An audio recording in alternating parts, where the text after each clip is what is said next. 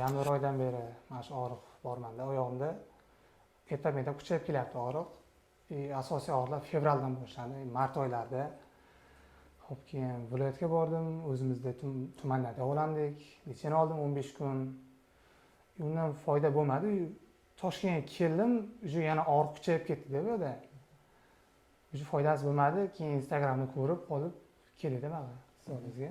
Bemorimizga hozir o'ng oyog'ida og'riq kuchli hisobiga MR tekshiruv qildik. MRTD bo'yicha katta emas, kichik grija aniqlangan, lekin grija boshlang'ich bosqichida shunaqa kichik bo'lsa ham kuchli og'riq beradi.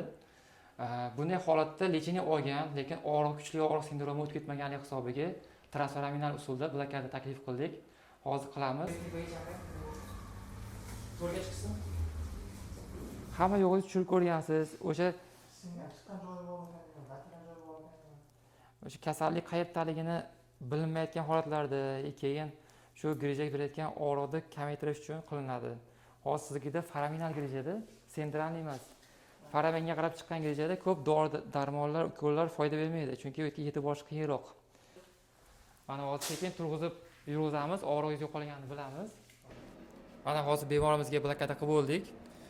Qilib bo'lganimizga o'zgarishlar so'raymiz. Mana shunaqa kasalligini bilmay yurgan, og'riqda yurgan insonlarga maslahat beraman, kelsin, shu yerdan shifo topsin. Mana kiyginimcha og'riq ancha yuqori edi, hozir mana ukoldan keyin, mana bu muolajadan keyin ancha yaxshi, Xudoga shukr. Maslahat berib qolamiz mana shunaqa bemorlarga, kelsin, shifo topsin.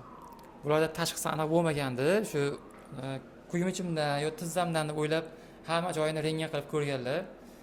Lekin o'sha tekshiruvlar ko'rganimizda nervga o'xshagani uchun MR tekshiruv qildik belida shu grija aniqlandi. Agar sizlarda ham shunaqa muammolar bo'lsa, grija stenoz muammolari bo'lsa, bizga murojaat qilishingiz mumkin. Albatta yordam beramiz.